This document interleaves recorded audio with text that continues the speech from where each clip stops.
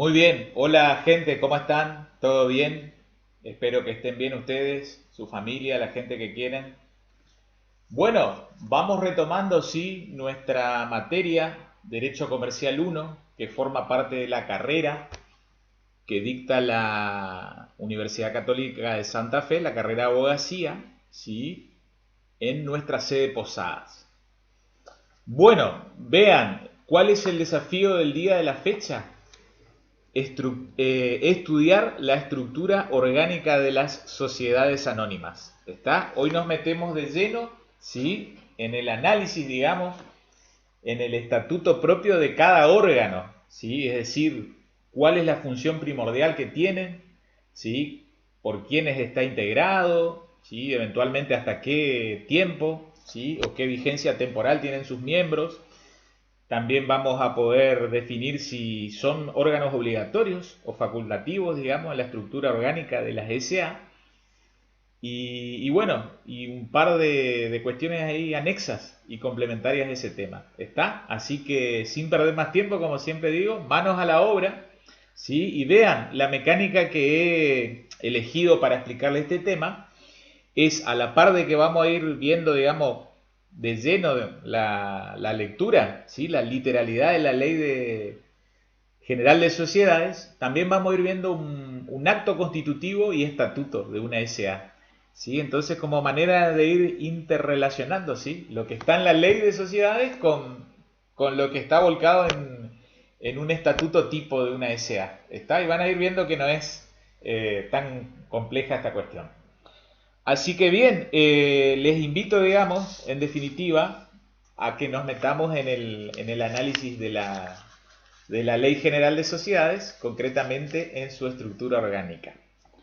Vean, la semana pasada habíamos respondido en cierta manera, digamos, a estos interrogantes, cómo se constituyen, ¿sí? Esto del acto único, ¿sí? O por el sistema, digamos, de suscripción de acciones. ¿Está?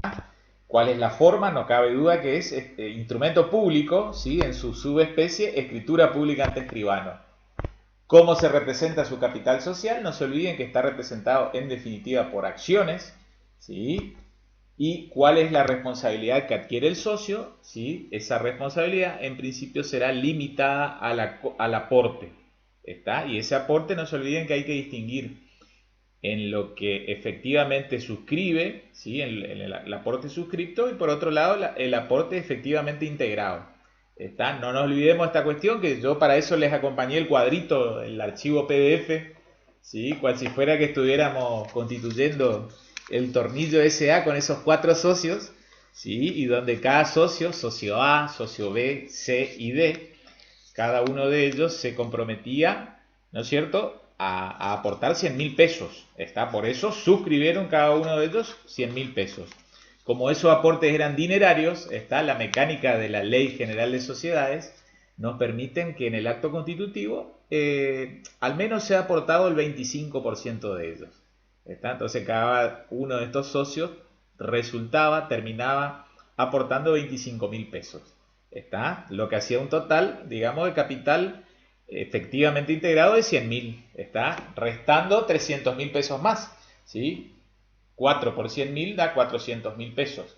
¿Está? Pero en el acto constitutivo al menos quedó, efectivamente integrado la suma de 100.000 pesos. Respecto de ese saldo, digamos, ¿sí? Ese complemento, tienen 2 años los socios para terminar de efectivamente integrar. ¿Estamos? ¿Cuáles son sus órganos? Esto ya lo fuimos anticipando. Está de una manera muy rápida. Acá yo proyecto concretamente el nombre de cada uno de estos órganos en las SA. ¿Sí? Vemos ahí, por un lado, la asamblea de accionistas. ¿Está? La asamblea de accionistas, lo que yo le manifesté, digamos, inclusive en clases precedentes, aquello de que este órgano, asamblea de accionistas, en cierta manera viene a cumplir ese rol de, cual si fuera en la estructura orgánica del Estado, el rol del poder legislativo, ¿sí? Donde estaría representado, digamos, el pueblo de la nación, ¿sí? En este caso estaría conformado por la asamblea de accionistas, poder legislativo. Por otro lado encontramos el órgano directorio, ¿sí? Directorio que podrá ser uni o pluripersonal, ¿sí? Y que va a estar encabezado en la persona o cabeza de su presidente, ¿sí? Presidente del directorio, que no se olviden, también va a detentar, ¿sí? Es decir, va a tener la función de responsabilidad del ente o persona jurídica creada, en este caso SA. También hablamos de la sindicatura, ¿sí? Perdón, vuelvo para atrás, no se olviden, el directorio hace las veces de como si fuera la estructura orgánica del Estado, del Poder Ejecutivo, ¿sí? Luego la sindicatura, ¿sí? En el paralelo, digamos, la estructura orgánica del Estado, hacía las veces de Poder Judicial, ¿sí? Sindicatura que podrá ser individual o también pluripersonal, ¿sí? Y en el caso de que sea pluripersonal, se va a conocer con el nombre de comisión revisora, ¿sí? Si es individual, es el síndico, ¿sí? La persona del síndico, que ya vamos a ver que va a tener que revestir, ¿sí? Unas cualidades particulares. No cualquier persona podrá ser síndico, ¿sí? O formar parte de la comisión revisora, si la sindicatura es plural, en el contexto de una sociedad anónima. Y agregamos acá el cuarto, que lo anticipamos también la clase anterior, que es el Consejo de Vigilancia. ¿Está? Cuarto órgano que puede aparecer, ahí yo ya le estoy un poco anticipando el carácter de este órgano en cuanto a si es facultativo u obligatorio. ¿Está? Puede o no aparecer, ¿sí? Lo mismo en cierta manera va a ocurrir con sindicatura, pero ya nos vamos a meter de lleno cómo va a haber casos que más allá de la voluntad de las partes, en no querer incorporar el órgano sindicatura, necesariamente ciertas sociedades, si se dedican a ciertas actividades o cuyo capital social excede un determinado monto, está, en ese supuesto van a tener que eventualmente, obligatoriamente, mejor dicho, prever el órgano sindicatura. Bien, entonces, salimos del cuadrito, ¿sí? Vamos a situarnos en la letra de la Ley General de Sociedades, ¿sí? En sus disposiciones, ¿sí? Estamos hablando de la Ley 19.550. ¿Estamos?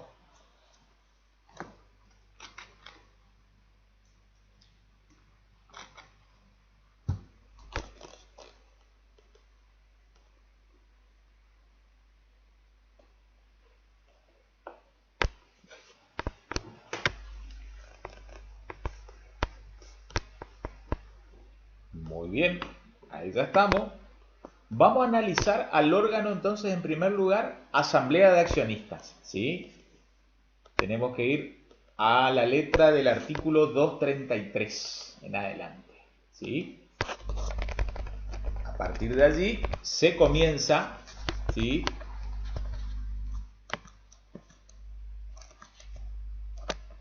A regular todo lo atinente al órgano asamblea de accionistas, ¿está? Por un lado tenemos abierto este tema, ¿sí? Este artículo, mejor dicho.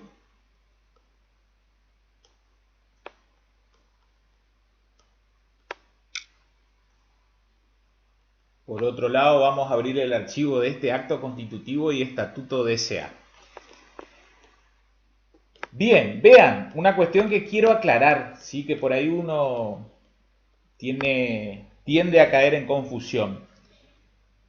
No son términos equivalentes las nociones de acto constitutivo y estatuto. ¿Está? A ver, vean lo siguiente. El acto constitutivo, ¿está?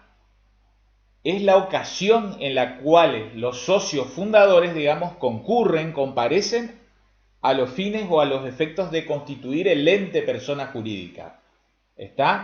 Como en este caso la sociedad anónima, ustedes ya saben, debe constituirse, ¿sí? Bajo el tema, digamos, de qué forma, ¿sí? Qué forma jurídicamente hablando, es decir, cómo debe expresarse la voluntad de los socios fundadores de una SA, ¿sí? Ya estudiamos la clase anterior, esa respuesta de por escritura pública. ¿Está? La Ley General de Sociedades nos habla de instrumento público en general, ¿sí? Pero advertíamos que el instrumento público puede ser de origen judicial, de origen administrativo y de origen notarial, ¿sí? Y en la variante o subvariante instrumento público de origen notarial encontramos la especie escritura pública. ¿Está? La escritura pública tiene por objeto, ¿sí? Dar autenticidad, fedacionar, digamos, un negocio o acto jurídico.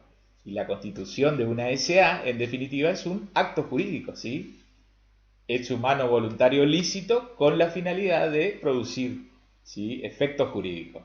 Está dar nacimiento, modificación, extinción, en definitiva, a una relación jurídica. Está, en este caso va a ser una relación jurídica, digamos, que puede inclusive ser unilateral, ¿sí? Porque sabemos que pueden existir las denominadas SAU, la SAU, Sociedad Anónima Unipersonal, ¿sí? Pero en la mayoría de los casos van a ser al menos o se va a constituir como plurilateral, ¿está? Es decir, con la presencia de al menos dos o más socios.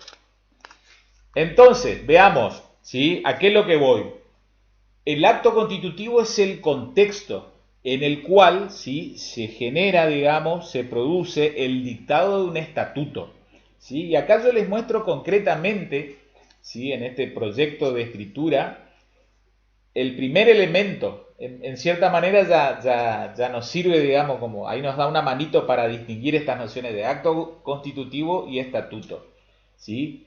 Vean que esa primera frase es lo que se conoce como el epígrafe, ¿sí? Toda escritura, ¿sí? Debe contener un epígrafe, ¿está? Y entonces ese epígrafe contiene, digamos, cuál es el objeto o los objetos del acto.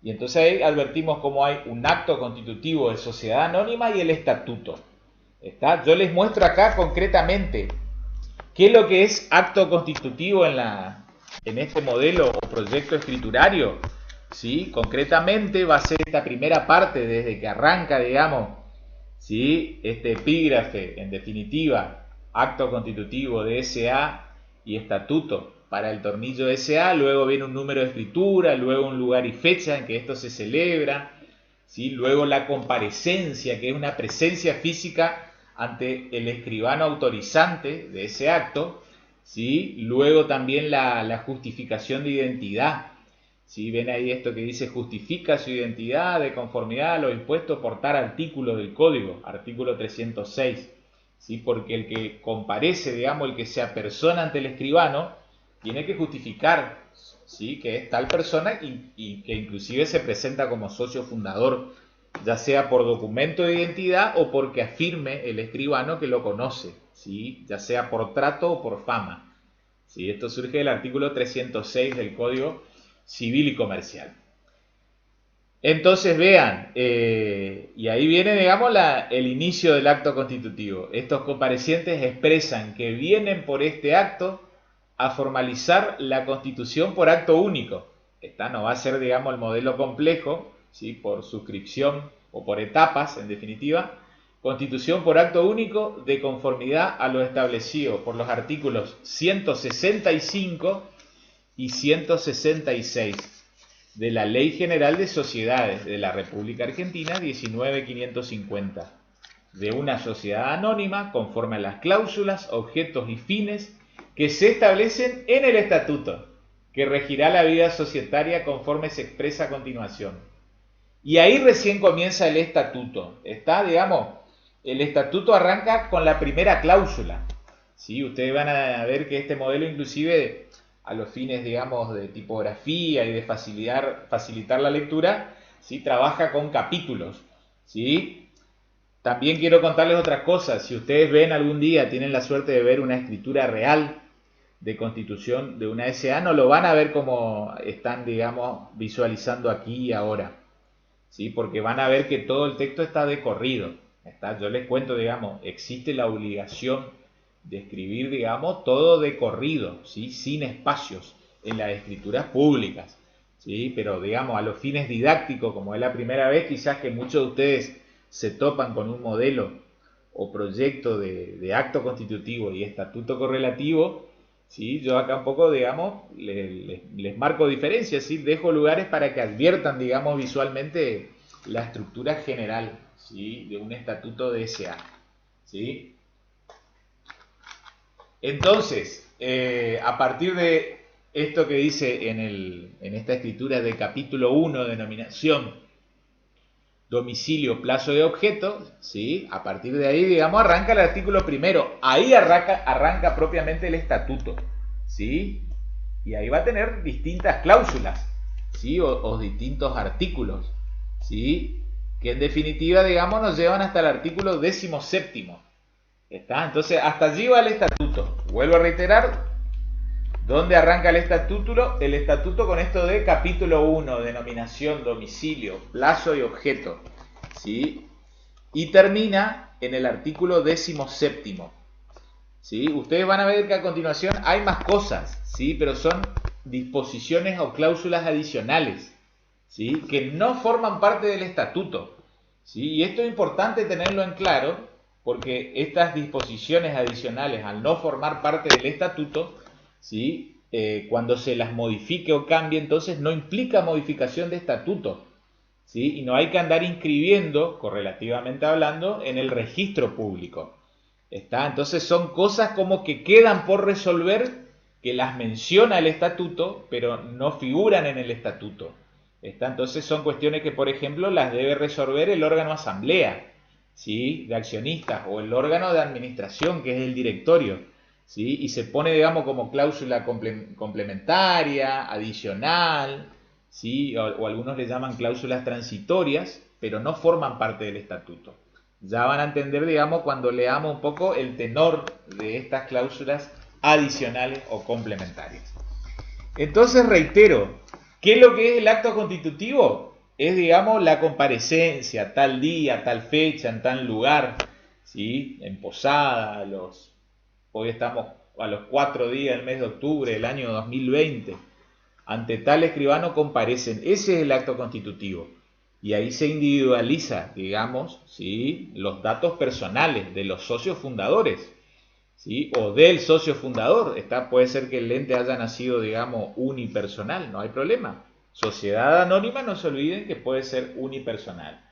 Dentro de la ley de sociedades es el único tipo societario que puede ser unipersonal. Por fuera de la ley de sociedades encontramos a las SAS, Sociedad por Acciones Simplificadas, que también pueden nacer o pueden quedar, digamos, unipersonales, es decir, de forma originaria o devenida. Estamos, entonces, me parece que he sido claro como para que diferencien el acto constitutivo del estatuto. El estatuto, digamos, va a ser lo reglamentario, las cláusulas, los artículos, ¿sí? Esto artículo primero, cómo se llama la sociedad, cuánto dura la sociedad, cuál es el objeto de la sociedad, ¿sí? Cuál es el capital social, cómo se dividen las acciones, si es que hay alguna diferencia, digamos, entre distintos tipos accionarios, ¿sí? También se va a establecer quién integra el órgano directorio, ¿sí? Cuántos miembros, o sea, cuántos directores tiene que haber, quién va a ser quién puede ejercer, digamos, la presidencia, ¿sí? Después también van a estar, ¿sí? Digamos, los integrantes, y en todo caso se va a prever el órgano de fiscalización, ¿sí? El tema de la sindicatura, ¿sí? Y que vamos a ir de a poquito advirtiendo que hay sociedades que pueden prescindir de la sindicatura.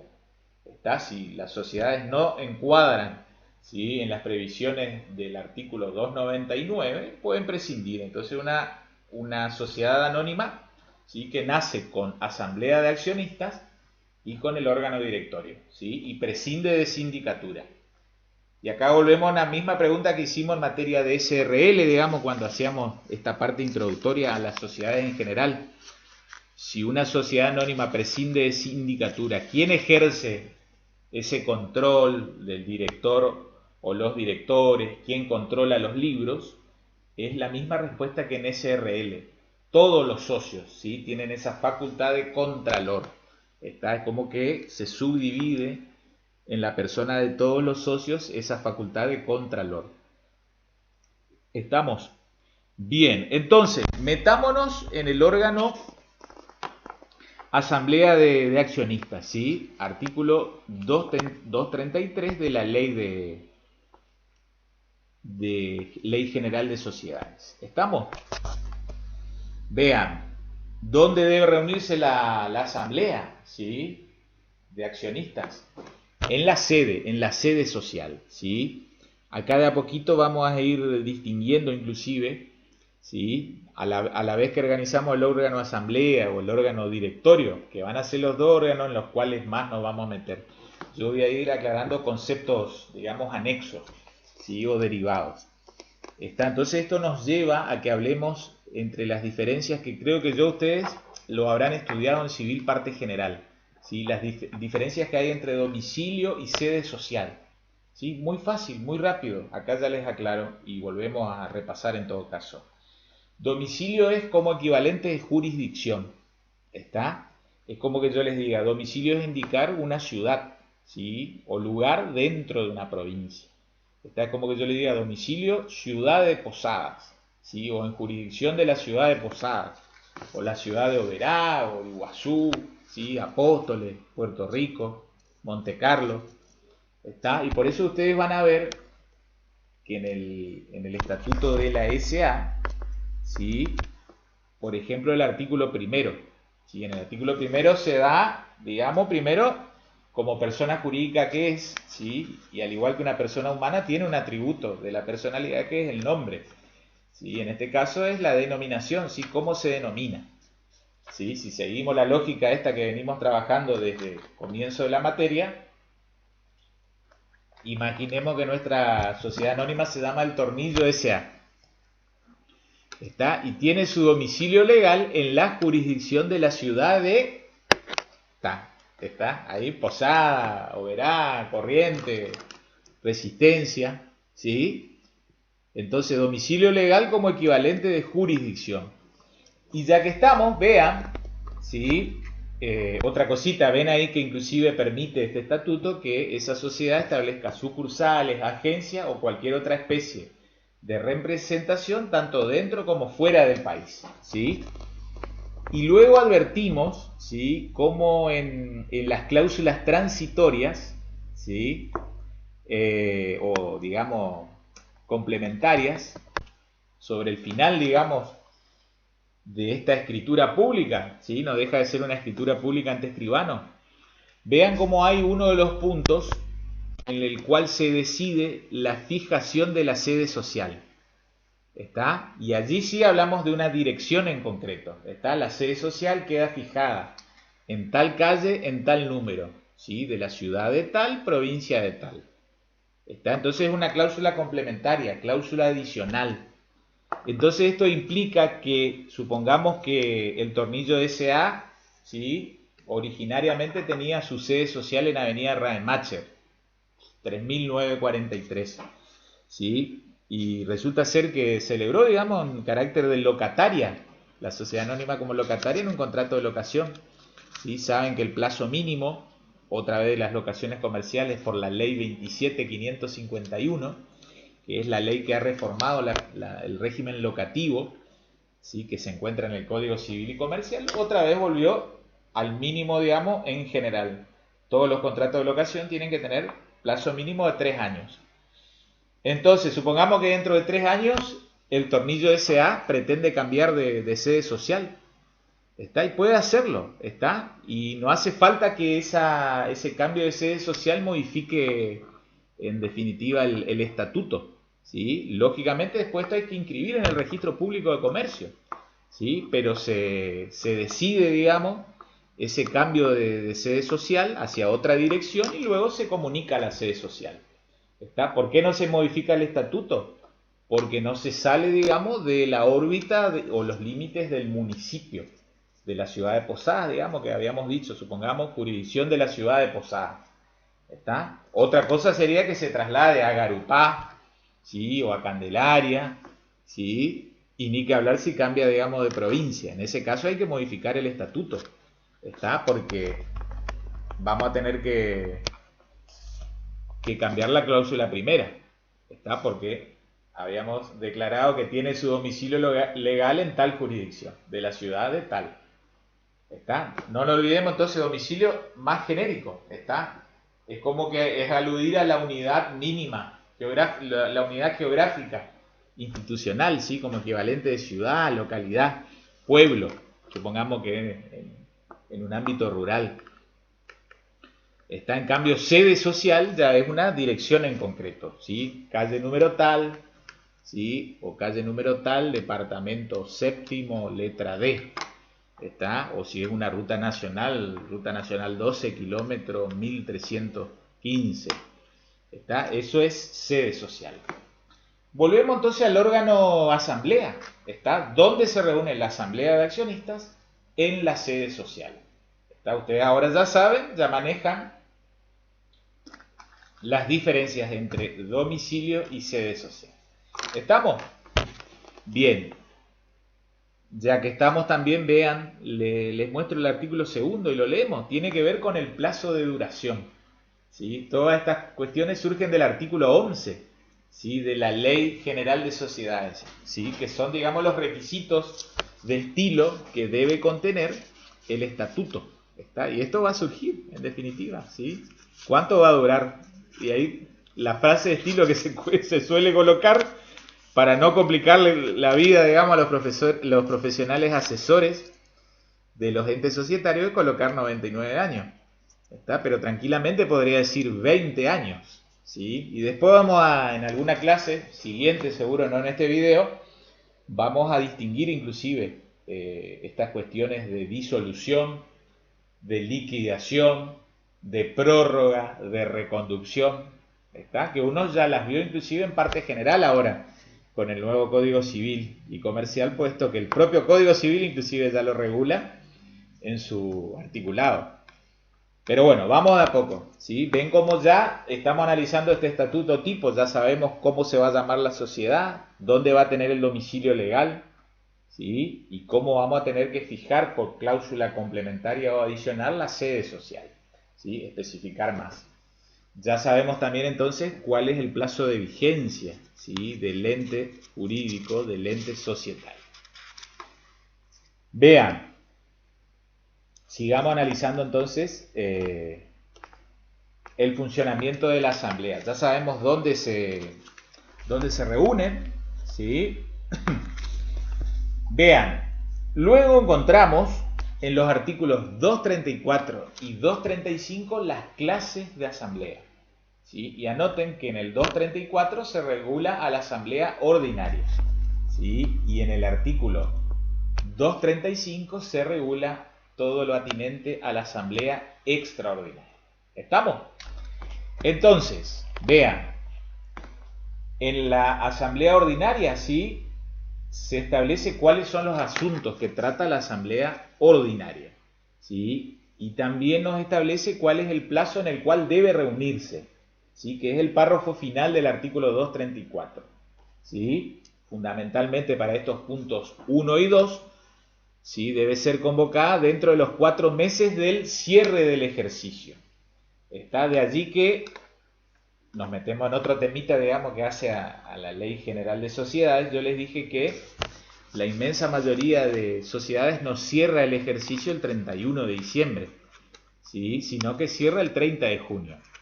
¿Por qué no el 31 de diciembre? Y para no complicarle la vida, digamos, a la gente, porque en un contexto, digamos, extra pandemia, la gente generalmente en enero y febrero, ¿sí? Los socios o también los administradores de la sociedad, digamos, los directores, se toman vacaciones, ¿sí? Y es como que ya estaríamos matando 2 meses, digamos, de tiempo hábil o tiempo útil para convocar esta asamblea. Y es como que diríamos, si cerró el 31 de diciembre, debe ser convocada al menos los 4 primeros meses. Enero, febrero, marzo y abril, ¿sí? Entonces, como para no complicar las cosas, generalmente el ejercicio social, ¿sí? El ejercicio societario cierra el 30 de junio. Entonces tenemos julio, agosto, septiembre y octubre, que son, digamos, meses tremendamente laborales si estuviéramos, digamos, en un contexto de actividad plena y sin restricciones por digamos, esto que es el ASPO o el DESPO, ¿sí? Aislamiento social preventivo y obligatorio, o el distanciamiento social preventivo y obligatorio que proviene de toda la normativa de emergencia nacional. ¿Está? Entonces ya sabemos cuándo debe, digamos, al menos convocarse dentro de los 4 primeros meses, ¿sí? Y ahí, por ejemplo, ¿qué se trata? Balance general, estado de resultados, distribución de ganancia, memoria e informe del síndico, si hubiera el órgano sindicatura. ¿Está? También designación y remoción de directores, ¿sí? También de los síndicos, como también miembros del Consejo, los síndicos miembros del Consejo de Vigilancia, y también se fija la retribución, ¿sí? También se evalúa la responsabilidad, pero eso es una responsabilidad intrasocietaria, digamos, dentro del propio ente jurídico, de directores y síndicos y miembros del Consejo de Vigilancia. Entonces, ¿sí? Cerrando un poco la idea, esta es una de las funciones esenciales de la asamblea ordinaria, ¿sí? Esto de designar o remover directores. ¿Está? Entonces ahí vamos concatenando con el otro órgano, el órgano de administración, ¿sí? Y acá vemos entonces cómo en principio le corresponde a la asamblea esto de designar a los directores, es decir, son los propios socios, ¿sí? Pero acá vuelvo a una cuestión, ¿sí? Como para que ustedes vayan concatenando los temas, ¿sí? No se olviden de que no todos los socios van a participar de la asamblea de accionistas, ¿sí? Porque como veíamos, ¿sí? Hay accionistas que puede que carezcan de derechos políticos societarios. Y como no tienen derechos políticos societarios, no tienen ni voz ni voto en la asamblea de accionistas, ¿sí? Serán accionistas que solo, digamos, participarán de las ganancias, ¿sí? ¿En qué momento? Luego, digamos, de la aprobación del ejercicio societario, ¿sí? Eso va a tener que ver con las clases de acciones. Suponiendo que estas acciones clase A confieren derechos políticos y económicos, supongamos las acciones clase B solo otorgan derechos económicos. Entonces los accionistas clase B no van a formar parte de la asamblea de accionistas. ¿Está? Entonces no van a tener voz y voto para designar y para remover directores. Y los directores son los que llevan la marcha de la sociedad, digamos, diaria, cotidiana. ¿Estamos?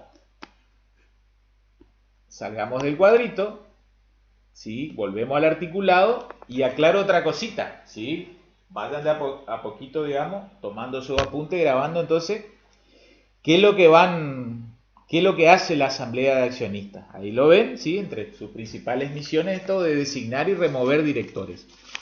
Ojo que si la sociedad anónima, ¿sí? Tiene el órgano que yo les dije, el Consejo de Vigilancia, ¿sí? Ese cuarto posible órgano, ¿sí? Vuelvo acá a la estructura societaria. Ojo que si hay Consejo de Vigilancia, ¿sí? Los miembros del Consejo de Vigilancia van a poder designar directores. ¿Está? Entonces vea que en singular, que una sociedad anónima que tiene por estructura, aparte de la asamblea y aparte del directorio que son obligatorios, si tuviera consejo de vigilancia, ¿sí? El consejo de vigilancia puede designar, ¿sí? Directores. Vean, vamos a meternos ya en la letra de la ley, ¿sí? Así vamos afinando esta cuestión, ¿sí?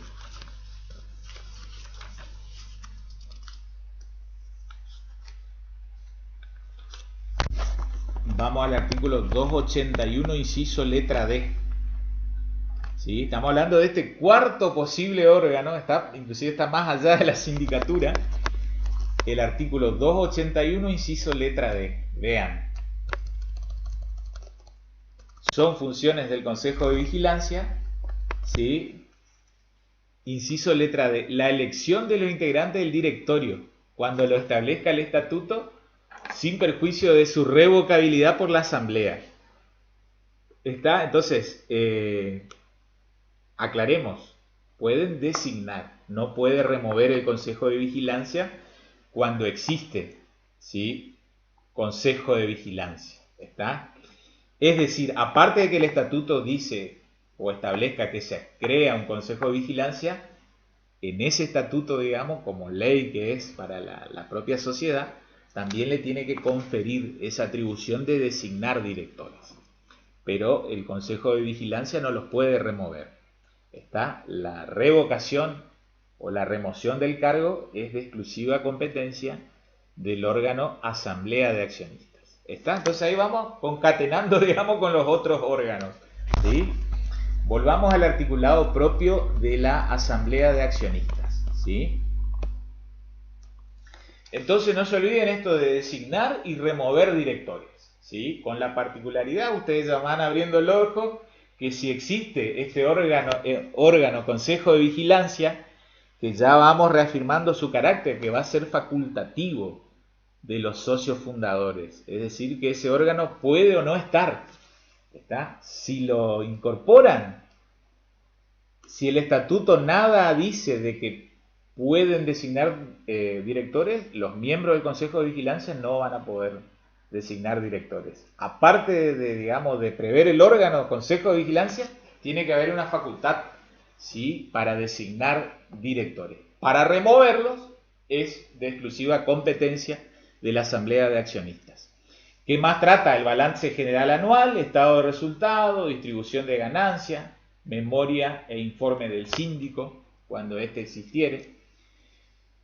¿Qué otro tema trata? Sí, ya hablamos esto de la responsabilidad intrasocietaria de directores, síndicos y miembros del Consejo de Vigilancia, es decir, de los otros tres órganos, si ustedes prestan atención. Y también aumentos del capital conforme al artículo 188. ¿Qué significa esto? Sí, les llevo un ratito rápido al 188. ¿Sí? Es el aumento del capital hasta su quíntuplo. ¿Sí? ¿Qué significa esto? Que llegado el caso, ese aumento de capital hasta el quíntuplo que lleva adelante la Asamblea, eso no implica reforma de estatuto. ¿Sí? Es decir, ya, digamos, tiene la facultad expresa de que el órgano de Asamblea aumente, ¿sí?, por asamblea ordinaria hasta el quíntuplo. ¿Sí? Luego eso también tendrá que ser inscrito, ¿sí?, en definitiva, ante el organismo de Contralor, ¿sí?, en definitiva el registro público. ¿Está? Entonces, hasta el quíntuplo, ¿sí? Supongamos que el capital era de 200.000 pesos. ¿Está? Entonces, hasta, digamos, 1.000.000 podría aumentar la asamblea, ¿sí?, y en ocasión de asamblea ordinaria.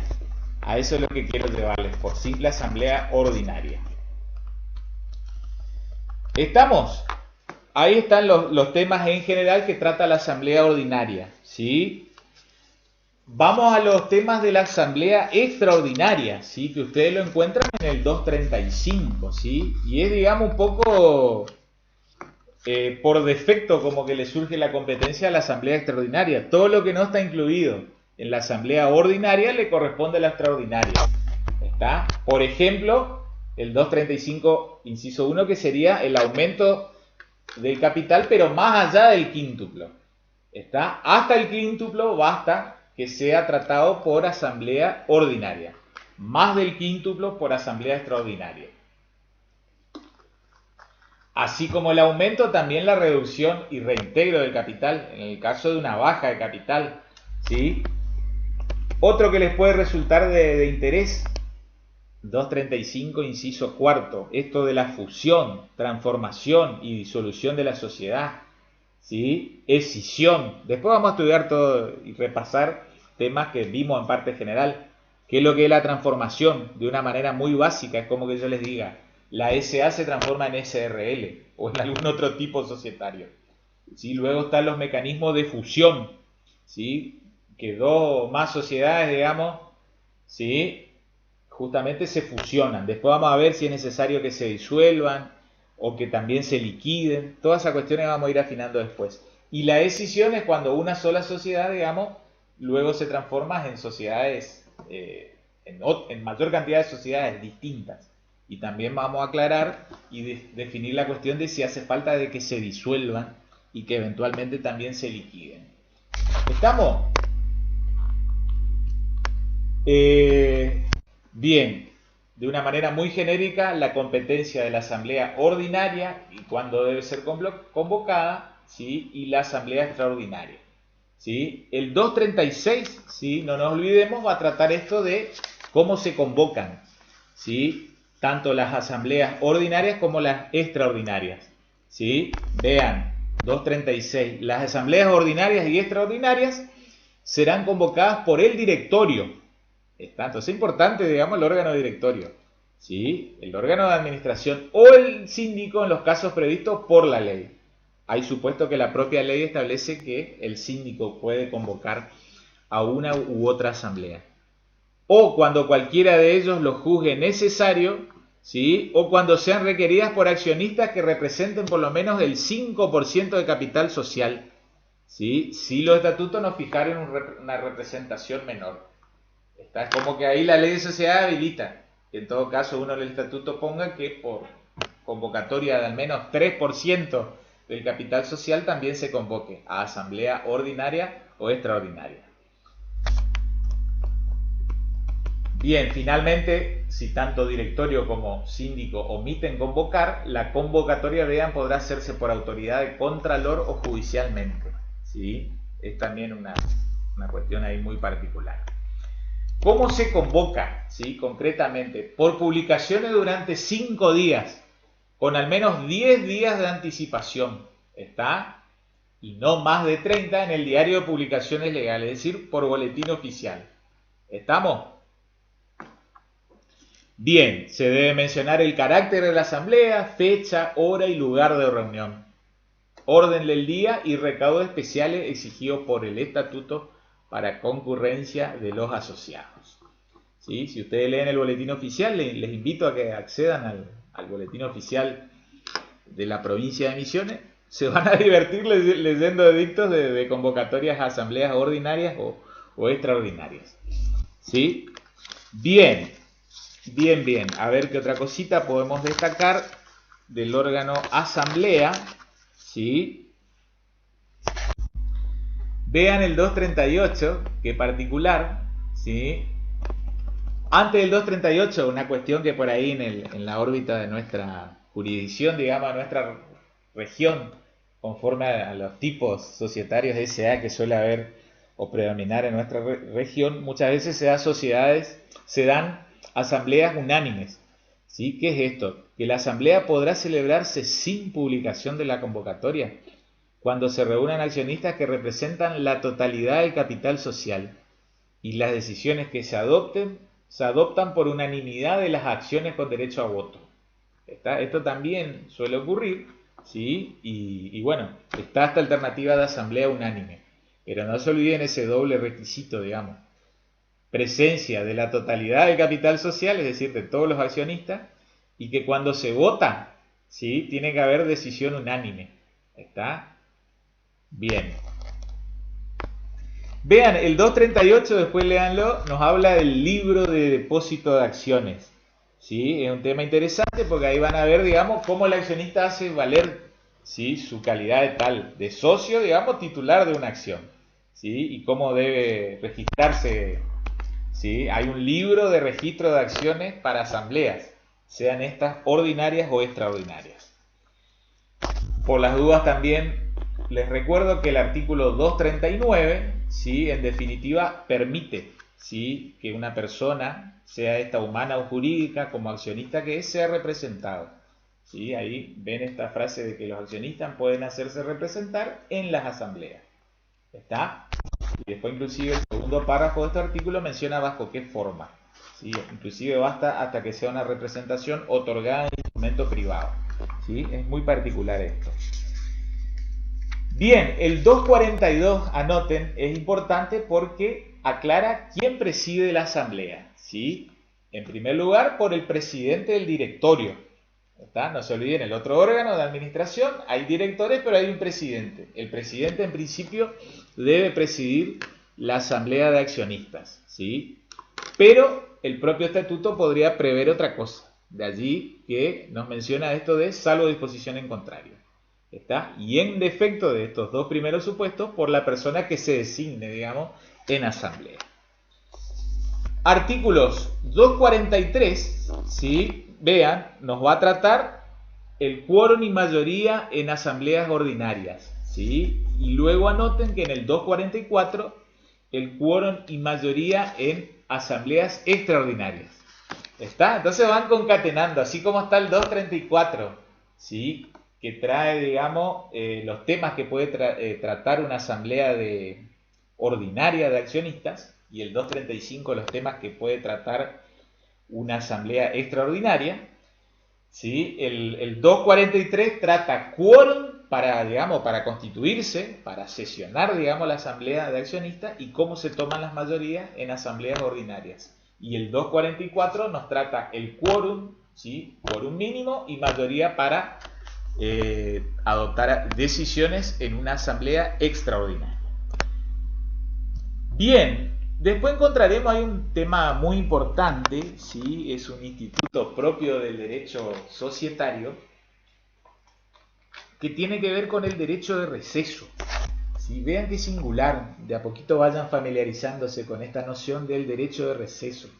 ¿Sí? Es para los accionistas que están disconformes con las decisiones que se tomaron en asamblea. ¿Sí? Entonces vamos a ver hasta cuándo puede, digamos, ejercer su derecho de receso. En cierta manera, hablando vulgarmente, el derecho de receso es irse, digamos, tomárselas de la sociedad. Entonces, como está disconforme, el accionista entonces va a tener un plazo dentro del cual debe manejarse. ¿Sí? Vean, 245. Los accionistas disconformes con las modificaciones incluidas en el último párrafo del artículo anterior, ¿sí? Que hablaba, digamos, de temas muy fundamentales como transformación, prórroga, reconducción, es decir, o casos de fusión y escisión, ¿sí? Es decir, toma de decisión trascendental, digamos, en la vida societaria, pueden ejercer el derecho de receso. ¿Está? Pueden separarse de la sociedad con reembolso del valor de sus acciones. ¿Está? Es como que se les restituye el aporte efectivamente integrado. ¿Sí? Entonces, digamos, este artículo 245 va a explicar, digamos, ¿sí? Cómo puede hacerlo. Vean esto de los titulares. El derecho de receso solo podrá ser ejercido por accionistas presentes que votaron en contra de la decisión. Acá se toma un principio cardinal del derecho privado, la doctrina de los actos propios.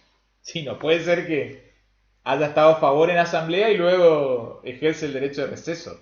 ¿Sí? Tuvo que haber votado en contra de la decisión dentro del quinto día. ¿Está? Y también queda la salvedad para aquellos que estuvieron ausentes en la asamblea, pero acrediten la calidad de accionistas.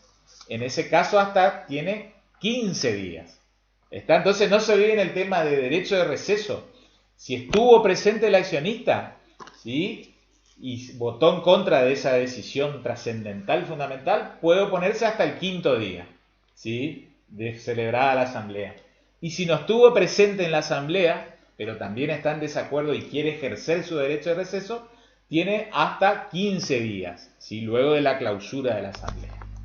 Después hay algunas singularidades, pero no los quiero, digamos, complicar. Artículo 246, muy importante porque trata los efectos del orden del día. ¿Sí? El orden del día son los temas que se van a tratar en asamblea ordinaria o extraordinaria. ¿Sí? Y ahí nos trae un principio cardinal de que es nula toda decisión que se tome en asamblea que no estaba en orden del día. Salvo que, y ahí, digamos, hay distintas alternativas. ¿Sí? Una de ellas, en cierta manera, era la asamblea unánime. ¿Sí? Inciso primero del 246, si estuviera presente la totalidad del capital y decisión se adopta por unanimidad de acción con derecho a voto. Son los mismos requisitos de asamblea unánime. ¿Está? Bien. Y después hay algunas otras cuestiones que la prevé esta cuestión. ¿Sí? El 247 nos habla de cuarto intermedio, ¿sí? Es decir, la suspensión de una asamblea que se está llevando a cabo, ¿sí? Debe continuar dentro de los 30 días siguientes. ¿Estamos? Bien, ¿y quiénes pueden participar en la continuidad? Los que se hayan anotado en el libro de registro de accionistas. ¿Sí? Por eso se convenciona, como dice la parte final del 247, un acta para cada reunión.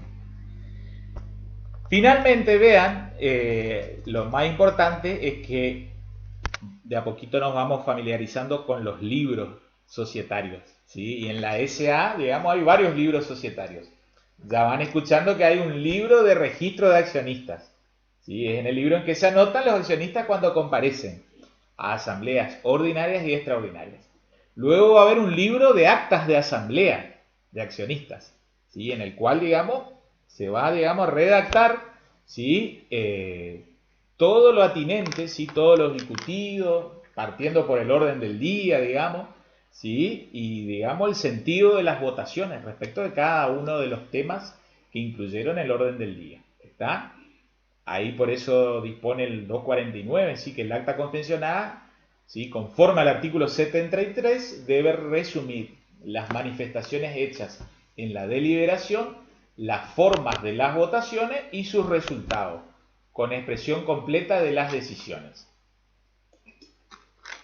¿Está? Entonces, esa es la posibilidad, ¿sí? De que quede, digamos, un instrumento. ¿Está? Por ejemplo, ese accionista que no compareció, ¿sí? Y se tomó una decisión fundamental en la sociedad, como recién decíamos, y quería ejercer derecho de receso. ¿El cómo se va a enterar? ¿Sí? Más allá de que seguramente reciba un mensaje de WhatsApp, ¿sí? De algún, digamos, un co-socio o coaccionista, en cierta manera, él tendrá que pedir, digamos, libros societarios de actas de asamblea, ¿sí? Para poder, digamos, visualizarlo y ver cuáles fueron las decisiones tomadas. A partir de eso, por ejemplo, tendría 15 días de la celebración de la asamblea para ejercer su derecho de receso, es decir, su derecho a retirarse de la sociedad con reembolso del capital aportado. Bien, no más cuestiones a leer en la ley de sociedades, ¿sí?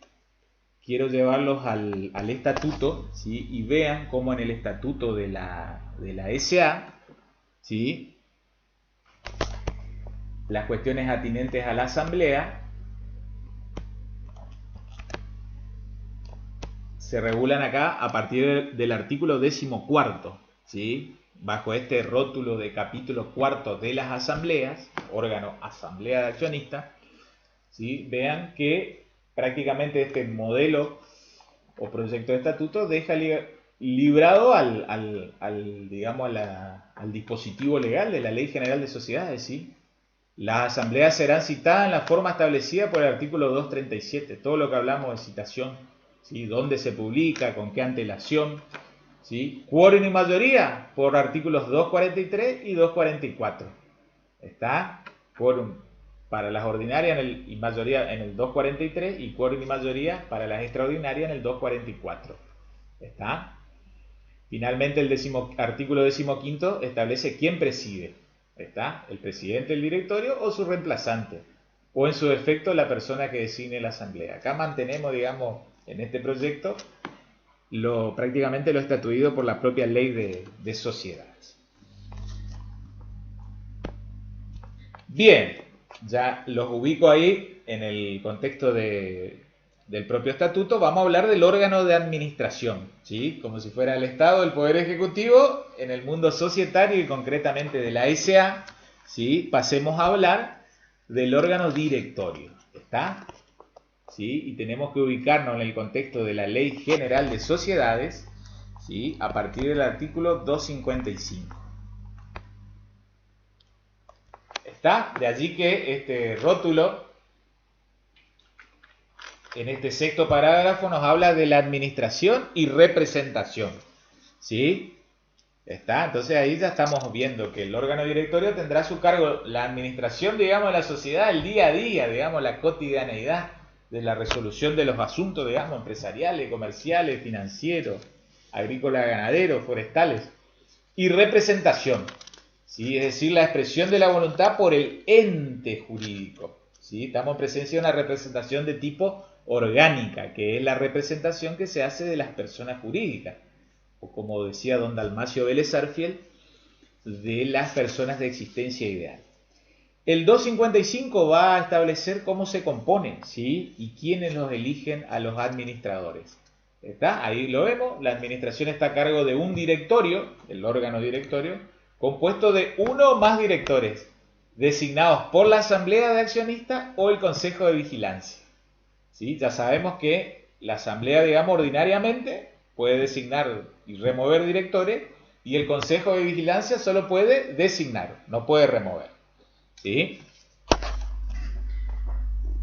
Nos aclara que para las sociedades del 299, ¿sí? El directorio tiene que tener al menos 3 directores. Las del 299 son las que a su vez también van a tener que tener sindicatura. Está un poco anticipando el juego. Vean, si se faculta a la asamblea de accionistas para determinar el número de directores, el estatuto al menos debe especificar el número mínimo y máximo permitido. ¿Sí?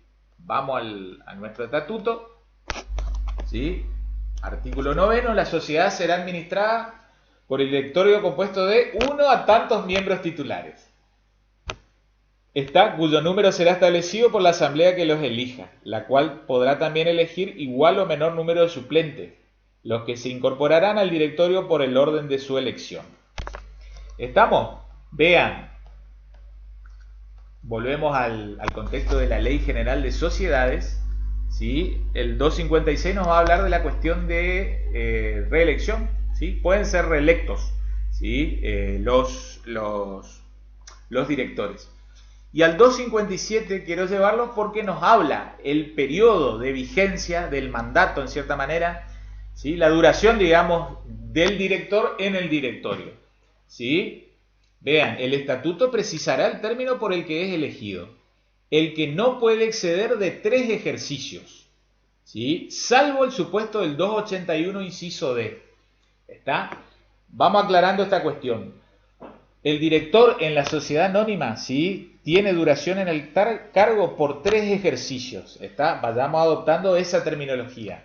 No hablamos de año calendario, sino 3 ejercicios. ¿Sí? Como yo le dije, si la sociedad estableció que el ejercicio social, ¿sí? termina el 30 de junio, entonces, en cierta manera, el mandato arranca el 1 de julio. ¿Sí? Supongamos que fue el 1 de julio de 2020. Entonces tenemos que contar 30 de junio de 2021, 30 de junio de 2022 y 30 de junio de 2023. ¿Sí? Está hasta 3 ejercicios. ¿Sí? Es decir, nos está dando, digamos, un techo, un máximo.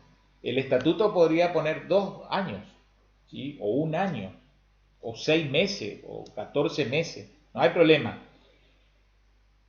Pero dice, salvo lo del 281 inciso D. ¿Qué es lo que es esto? Cuando es el Consejo de Vigilancia el que tiene atribuida la facultad de designar director. En ese caso, cuando el Consejo de Vigilancia, aparte de ser creado, digamos, como posible cuarto órgano, o tercer órgano si no había sindicatura, vuelvo a reiterar que es un órgano esencialmente facultativo, no hay obligación de preverlo, si está previsto y se le da la facultad de designar director, ese mandato puede durar hasta 5 ejercicios. ¿Está? 5 ejercicios. No se vayan a olvidar eso. Bien. 258, vean, nos habla de los suplentes. El estatuto podrá establecer la elección de suplentes para subsanar la falta de los directores por cualquier causa. Esta previsión es obligatoria en las sociedades que prescinden de sindicatura. Está entonces por fuera de esas sociedades que obligatoriamente, por el artículo 299, tienen que tener sindicatura. Las demás sociedades anónimas, está, como generalmente van a, digamos, prescindir del órgano de sindicatura, siempre van a tener que designar un suplente. Está, y es lo que sucede en nuestro caso. ¿Sí? Acá les llevo al estatuto de nuestra SA. ¿Sí? Una cuestión que resuelve, vean, es esto de la duración. En nuestro proyecto, digamos, vean, artículo 9, este segundo párrafo o segunda oración, el término del mandato de los directores será de 3 ejercicios. ¿Está? Y durarán eventualmente hasta la asamblea que los reemplace o los reelija, en las condiciones de este artículo. Los directores podrán ser reelectos. ¿Qué nos está queriendo decir? Como yo les dije, si asume el 1 de julio de 2020, ¿sí? Su mandato se extingue, dijimos, el 30 de junio de 2023. ¿Sí? Pero, ¿qué pasa? La asamblea, digamos, tiene la facultad, la atribución de designar nuevo director. Seguirá en el cargo hasta que se celebre la asamblea ordinaria, ¿sí? Que ustedes saben que debe ser convocada dentro de los 4 meses que cerró el ejercicio. Entonces, supongamos que 30 de junio de 2023 oficialmente dejó de ser director, pero se mantiene en el cargo hasta que haya una nueva asamblea que designe nuevo director. Supongamos que se celebra en septiembre del año 2023. Bueno, en esa fecha, el día que designan nuevo director y asumen esos nuevos directores, cesará el mandato del anterior director. ¿Se entiende? Bien. No se olviden entonces que en las sociedades anónimas que prescinden de sindicatura, ¿sí? Necesariamente hay que designar un suplente.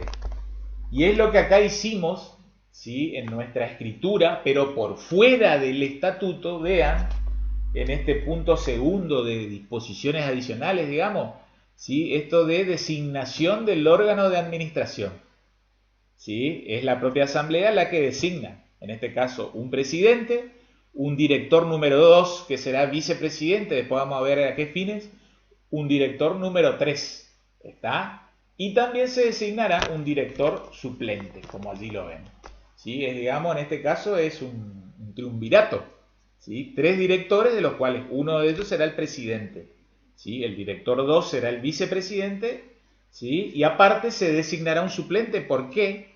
Porque nuestro proyecto de estatuto, ¿sí? En el artículo 13º, ustedes lo ven allí, cuando queremos regular lo referente a la fiscalización, la sociedad prescinde de la sindicatura. Ya lo vamos a ver en los términos del artículo 284, segundo párrafo de la Ley General de Sociedades. ¿Estamos? Entonces, como prescindimos de sindicatura, tenemos que necesariamente en estas cláusulas complementarias adicionales, ¿sí? Designar un director suplente. ¿Estamos? Bien. Muy bien. Vean, a ver qué otra cosita más podemos destacar.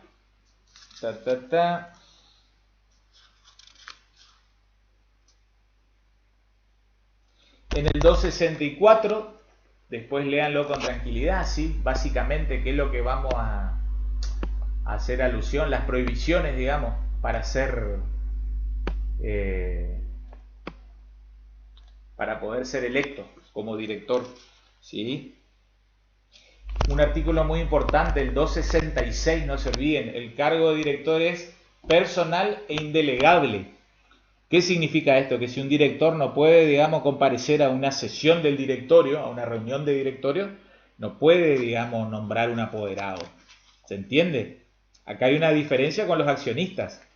¿Sí? Si mal no recuerdo era el 239 que habíamos leído, que el accionista puede hacerse representar. ¿Sí? Es decir, va a otra persona para que en su nombre y representación participe en la asamblea. Eso es para el accionista en la asamblea de accionistas o asamblea de socios. En cambio, el director, si es uno de estos 3 directores que hemos previsto para nuestra sociedad anónima, el Tornillo S.A., ¿sí? Sí o sí tiene que, digamos, comparecer. Y si no comparece, en todo caso, en principio él en realidad no puede ser representado. Tendrá que actuar el director suplente. Para eso, digamos, hemos previsto un director suplente. ¿Está? Bien, no se olviden el 266, cargo personal e indelegable, ¿sí? 267, ¿sí? Va a establecer cada cuánto al menos debe reunirse la asamblea, ¿sí? Por lo menos una vez cada 3 meses, salvo que el estatuto exigiere mayor número de reuniones, ¿está? Sin perjuicio de la que pudiera celebrarse por pedido de cualquier director, ¿sí? Es decir, otra vez, cuanto menos una vez cada 3 meses. El estatuto podría decir se reúne cada 2 meses, cada semana, cada 15 días. Si nada dice, se establece lo de la ley de sociedades, al menos cada 3 meses. Pequeño comparativo con la asamblea de accionistas, ¿sí? La ordinaria al menos se va a dar una vez al año, ¿sí? Y debe ser convocada dentro de los 4 meses siguientes al cierre del ejercicio. ¿Estamos? Bien, y acá dejamos un artículo fundamentalísimo para ustedes que son estudiantes de abogacía y para los que, digamos, tengan una beta o vertiente notarial, ¿sí? Es decir, futuro escribano. Ojalá que tengamos colegas escribanos dentro de unos añitos. ¿Quién tiene la representación de la SA? Artículo 268. La representación de la sociedad corresponde al presidente del directorio. El estatuto puede autorizar la actuación de uno o más directores. ¿Sí? En ambos supuestos se aplicará el 58, que después vamos a hablar algunas palabritas del artículo 58. ¿Sí? Vean, vamos a nuestro estatuto. Volvamos a la letra de nuestro estatuto que hemos previsto, ¿sí? Respecto del órgano administración. ¿Sí? En el artículo 10 se establece cómo sesionará con la mayoría de sus miembros titulares. ¿Sí? En el caso de nuestro directorio tipo triunvirato, al menos con dos, la presencia de dos, y resolverá por mayoría de lo presente. Supongamos que sesionan con solo dos. Bueno, si hay empate, digamos que uno dice una cosa y otro dice otra cosa, resuelve el presidente. En caso de empate, el presidente desempatará votando nuevamente. ¿Sí? En su primera reunión designará un presidente, ¿sí? Pudiendo designar un vicepresidente, que suplirá al primero en su ausencia o impedimento.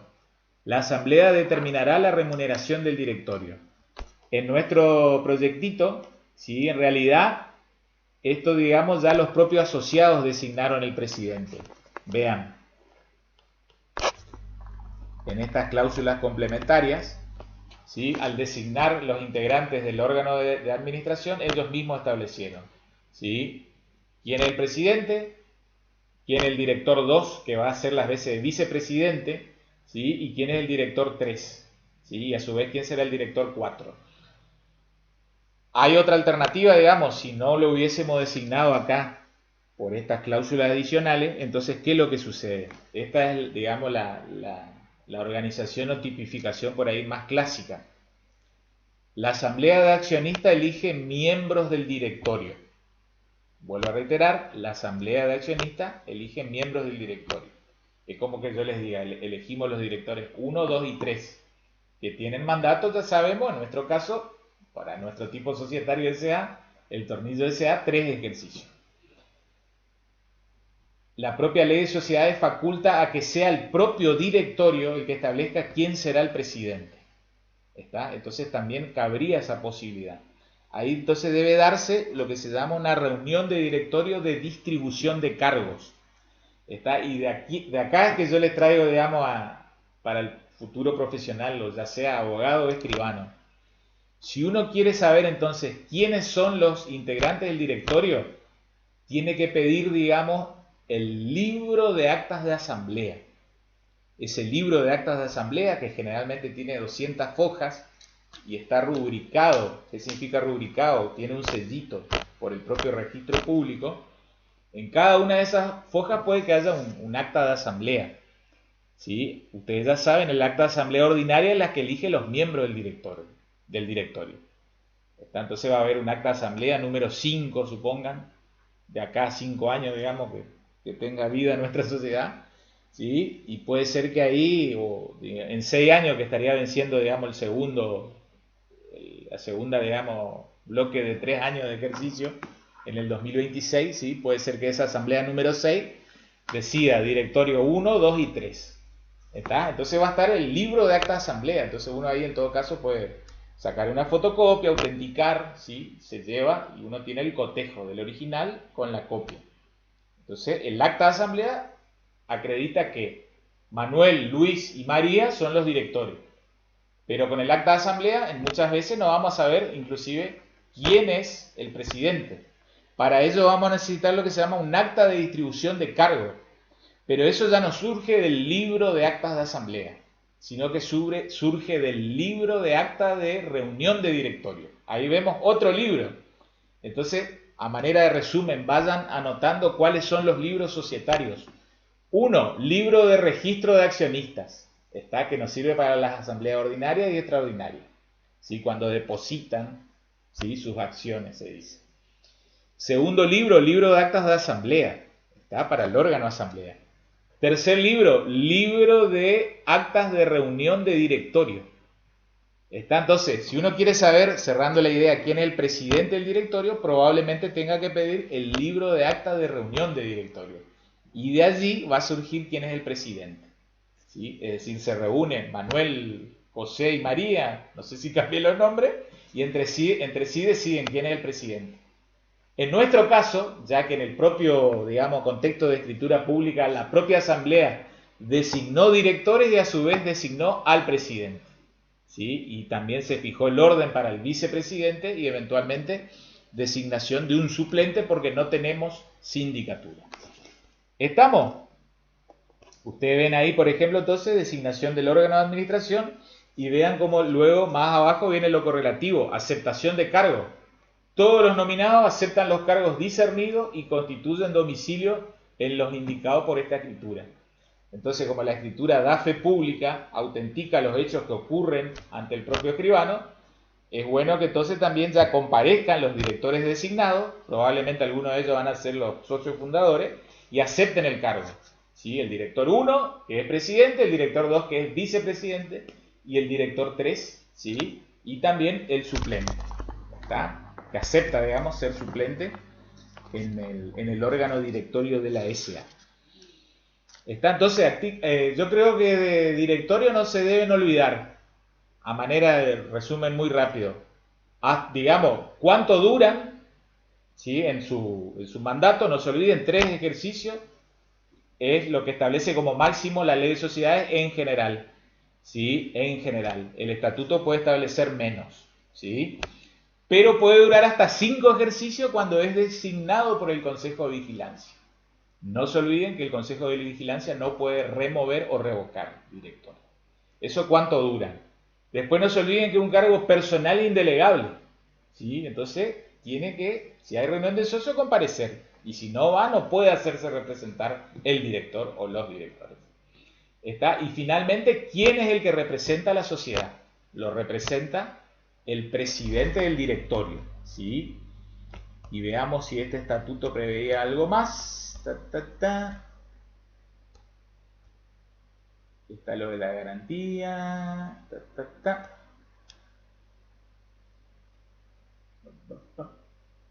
Bueno, en su primera reunión designará presidente, pudiendo designar un vicepresidente. Está que es lo que hicimos, digamos, por cláusula complementaria, que no deja de ser este acto constitutivo, digamos, reunión de socios. Por ello, digamos, de manera unánime, establecieron el director 1 que es presidente, el 2 que es vicepresidente, el 3, digamos, que está, digamos, para completar la nómina, y el director 4 que sería el suplente, ¿sí? Y acá vemos cómo el presidente suple al primero en ausencia de impedimento. Entonces, si no está el presidente, eventualmente la representación va a recaer en el vicepresidente. ¿Estamos? Ahí lo vemos en el artículo 12º, segundo párrafo. La representación legal de la sociedad corresponde al presidente del directorio o al vicepresidente en su caso. Pero hay una pequeña restricción en el ámbito, digamos, judicial. La facultad de absolver posiciones en juicio corresponde al presidente del directorio. Mal podría hacerlo el vice. ¿Sí? Cuando estudien derecho procesal, civil, y estudien los distintos tipos o medios probatorios, ¿sí? Van a estudiar en qué consiste el sistema de medio probatorio de absolución de posiciones, ¿sí? Con la vigencia que tiene en la actualidad desde el punto de vista procesal. Bien. Vayamos ahora al órgano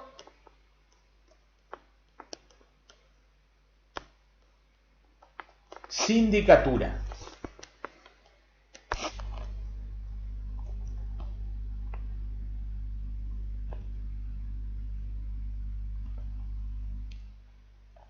Ahí tenemos la estructura orgánica del tornillo SA. Vamos a ver si la sindicatura es obligatoria o facultativa, ¿sí? Vean, ya les he venido anticipando en cierta manera cómo es la interpretación normativa de esta cuestión, ¿sí? Artículo 284 comienza, digamos, la cuestión del órgano de fiscalización, ¿sí? Y esto también vayan incorporándolo. Los entes societarios podrán tener una fiscalización privada o una fiscalización estatal. La fiscalización privada es cuando se prevé un órgano que ejerce las funciones de tal, ¿sí? De contralor de los libros y de la función, principalmente en este caso que una SA, de los miembros del directorio, ¿sí? Pero la fiscalización estatal se da en el caso de SA cuando se está constituyendo, ¿sí? Y se pretende inscribir, y para algunas sociedades hay una fiscalización estatal permanente. ¿Está? ¿Cuáles otra vez son esas sociedades sobre las cuales recae fiscalización estatal permanente? Las del artículo 299. Entonces vean qué singular que son esas sociedades del 299. Porque las del 299 tienen que tener sindicatura, ¿sí? Obligatoriamente como órgano. Las del 299 siempre, digamos, hay una fiscalización estatal, es decir, siempre el Estado la está controlando. ¿A través de qué? Fundamentalmente de su, digamos, su órgano de dirección de personas jurídicas. Yo ya les he anticipado que en Misiones, digamos, se han fusionado la dirección de personas jurídicas con el registro público. ¿Está? Y, digamos, ahora constituyen, digamos, una sola sede administrativa que ejerce las funciones de tal. En este caso es fiscalización estatal. Vuelvo a reiterar, fiscalización estatal es otra cosa, es controlar cuando la sociedad se está, digamos, en proceso de inscriptorio, y eso es, digamos, ab initio. Después hay un control estatal permanente solo para las sociedades del 299. ¿Sí? La fiscalización estatal ab initio existe para todas las sociedades. En cambio, la fiscalización estatal durante la vida de la sociedad solo para las sociedades anónimas del 299. Olvidémonos de fiscalización estatal y metámonos en fiscalización privada. La fiscalización privada es la ejercida por el órgano sindicatura, ¿sí? Que si es individual es un síndico y si es plural es una comisión revisora. ¿Está? Ahí lo ven, el 284 estará a cargo de uno o más síndicos, designados ¿por qué? Por asamblea de accionistas. ¿Está? Se elige igual número de síndicos suplentes. ¿Está? Prescindencia, ¿sí? 284, segundo párrafo, segundo epígrafe. Vean, las sociedades que no están comprendidas en ninguno de los supuestos a que refiere el 299 y aquellas que hagan oferta pública de obligaciones negociables garantizadas, podrán prescindir de la sindicatura cuando así esté previsto en el estatuto, ¿sí? En tal caso, acá la respuesta que ya vimos 2 veces. Los socios poseen el derecho de contralor que confiere el artículo 55, es decir, controlar y verificar los libros societarios. ¿Estamos? Entonces, vayamos a nuestro modelito. ¿Sí? Ya lo hemos visto que en el artículo 13, los socios fundadores de esta SA, hagamos de cuenta que no están incluidas en el 299, han decidido prescindir del órgano sindicatura, ¿sí? En los términos del 284, segundo párrafo de la ley 19.550. Entonces la sindicatura puede no estar si así lo deciden los socios, ¿sí? Ahora bien, si encuadran en los casos del 299, necesariamente deberá contemplar, ¿sí?, el órgano sindicatura. ¿Está? Vean, el 299 justo tiene el epígrafe fiscalización estatal permanente. Vuelvo a reiterar, esa fiscalización es ejercida por un órgano del Estado, dirección de personas jurídicas, en este caso la provincia de Misiones, que ya se encuentra aunado con el registro público. ¿Sí? Las sociedades anónimas, además del control de constitución, ese era el control ab initio que yo les comenté, quedan sujetas a la fiscalización de la autoridad de contralor de su domicilio, durante su funcionamiento, disolución y liquidación. O sea, en general, durante toda la vida societaria. En cualquiera de los siguientes casos. Inciso primero, hagan oferta pública de sus acciones o debentures. ¿Está? Entonces las que cotizan en el Merval y todo eso que hablamos como otro modo de constitución en la clase anterior, fiscalización estatal permanente y aparte sindicatura obligatoria como órgano. 2, tengan capital superior a peso argentino 500, que decía, digamos, en su momento originariamente, actualizado por una resolución 529 del 2018 a 50 millones de pesos. Capital social superior a 550 millones de pesos. Tercer supuesto, sean de economía mixta o se encuentren comprendidas en la sección sexta. ¿Sí? La sección sexta son las denominadas SAPEM, Sociedades Anónimas con Participación Estatal Mayoritaria. Cuarto, realicen operaciones de capitalización, ahorro o en cualquier forma requieran dinero o valores al público, con promesa de prestaciones o beneficios futuros. Por ejemplo, las sociedades de ahorro y capitalización, ¿sí? En las cuales ofrecen planes de ahorro para adquisición de automotores, ¿sí? O motovehículos, motocicletas. Quinto, exploten concesiones o servicios públicos. Está acá por la actividad. Sexto, no lo van a entender mucho todavía, se trata de sociedad controlante de o controlada por otra sujeta a fiscalización, conforme a uno de los incisos anteriores. No creo que tengamos tiempo, en lo poco que nos queda del año, para hablar de ese tema. Séptimo, ojo con la SAU, ¿sí? Se trata de sociedad anónima unipersonal. Entonces las anónimas unipersonales, vean, qué garrón, digamos, tienen que tener sindicatura obligatoria. ¿Está? Entonces vean cómo se complejiza la cuestión para que la anónima unipersonal tenga vida en la práctica.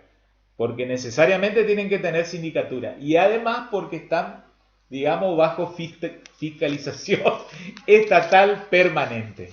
¿Estamos? Entonces no es tan sencillo la cuestión de la SAU. Ya vamos a hablar, vamos a dedicar una clase, algunas reflexiones a la SAU. Entonces, cualquiera de estos casos del 299 necesariamente van a requerir, ¿sí?, que su estructura orgánica prevea el órgano sindicatura. Aparte estarán bajo fiscalización estatal permanente. Vean, el 285, no cualquiera puede ser síndico, tiene que tener título habilitante o de abogado o contador público, ¿está? O sociedad con responsabilidad solidaria constituida exclusivamente por estos profesionales, lo que antes eran las llamadas sociedades civiles, de abogados o profesionales.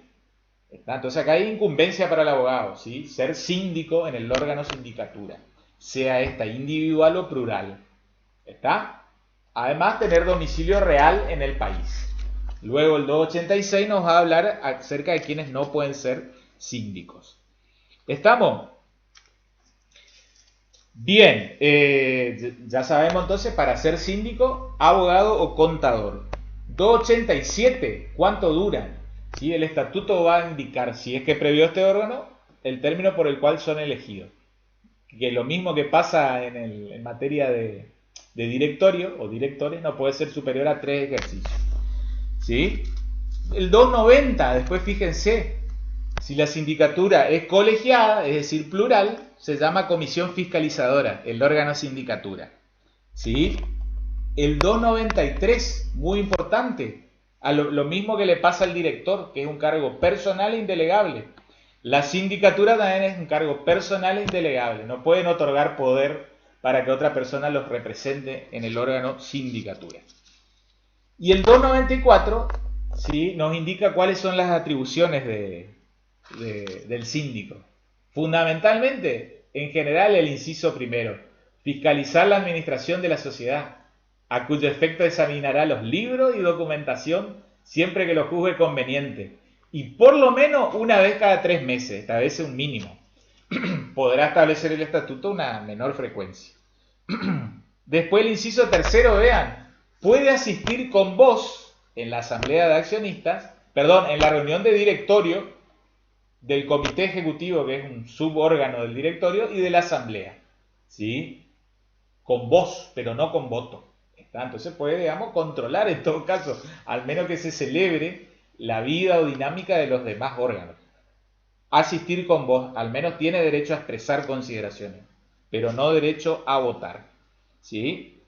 Y una facultad, digamos, singular la prevé el inciso séptimo de este artículo 294, ¿sí? Esto de convocar a asamblea extraordinaria, ¿sí? ¿Cuándo? Cuando lo juzgue necesario, ¿sí? Y a asamblea ordinaria o asamblea especiales cuando el directorio no convocó, ¿sí? Supongamos que la ordinaria, ustedes saben que debe ser convocada dentro de los 4 meses de cierre del ejercicio. Supongamos que el directorio no convocó, no publicó edicto para noticiar a los socios. Entonces, en ese caso, inclusive hasta para la ordinaria, tiene facultad de convocatoria el síndico. Y otra cosita muy singular, ojo con el síndico, si algún día como abogado les toca ser síndico, ojo que ustedes controlan no solo la gestión desde que asumen, sino también la gestión hacia atrás. ¿Está? Entonces, mucho cuidado, ¿sí? Porque el 295 indica los derechos de información e investigación administrativa del síndico, incluyen los ejercicios económicos anteriores a su elección. ¿Está? Entonces, un cargo de muchísima y elevada responsabilidad. Bien, ¿qué otra cosita? Cerremos con el órgano. Vean, me sitúo en este archivo. Ya estudiamos al órgano asamblea de accionistas, al órgano directorio, al órgano sindicatura y vayamos ahora al órgano consejo de vigilancia. ¿Sí? Que algunas cositas fuimos mencionando, pero vamos a meternos en la propia ley de sociedades comerciales. Vean, a partir del artículo 280, ¿sí? Está este órgano que, aclaro, es esencialmente facultativo, ¿sí? Ahí bajo este epígrafe séptimo del Consejo de Vigilancia, 280, el artículo, el estatuto podrá organizar un Consejo de Vigilancia. ¿Cómo se integra? Por 3 a 15 accionistas designados por la Asamblea, conforme a los artículos 262 o 263, reelegibles y libremente revocables. ¿Está?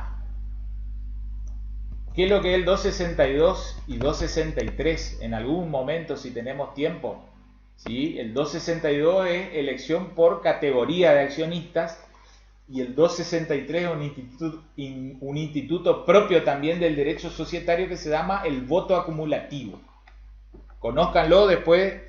En todo caso, si tenemos tiempo, hacemos algún ejemplo práctico de acá a fin de año. Pienso que no vamos a tener tiempo, ¿sí? ¿A qué es lo que voy? Vean, cerramos la idea del Consejo de Vigilancia. Órgano esencialmente facultativo.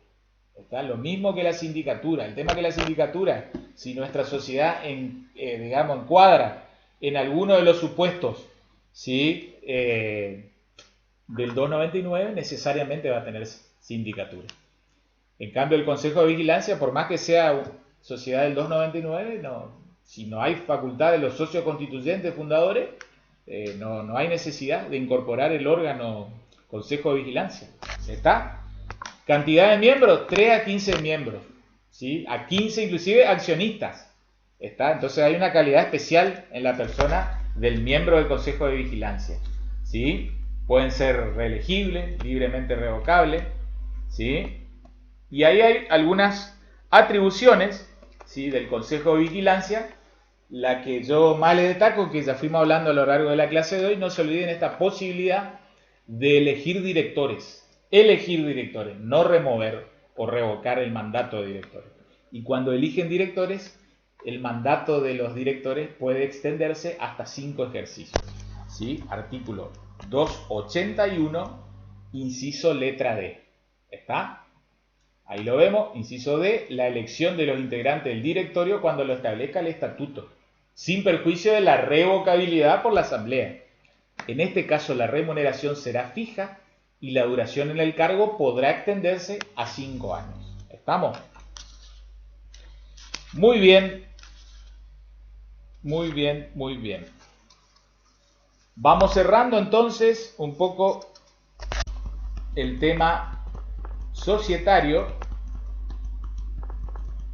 de la SA.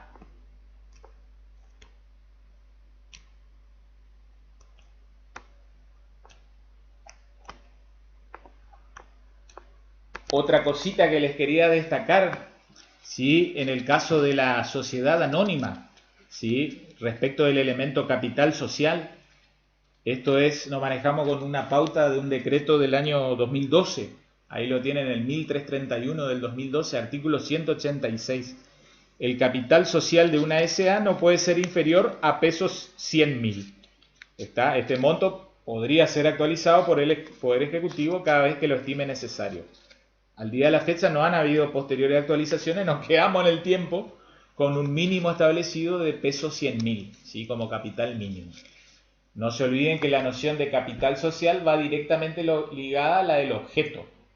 ¿Está? Entonces, si el objeto es muy amplio, no nos olvidemos que los entes de contralor, ¿sí?, al momento de la fiscalización estatal, digamos, originaria o ab initio, ¿sí?, en el trámite de constitución e inscripción, eventualmente podrá requerir, si el objeto es muy amplio, reitero, un capital social mayor. ¿Sí? Esto es un poco lo que yo algo les hablé en aquella primera clase de la relación entre objeto social y capital social. ¿Sí? Muchas veces conviene que el objeto no sea tan amplio, ¿sí?, pero tampoco tan reducido, porque ahí enganchamos con otra cuestión que es el tema de la capacidad de la sociedad.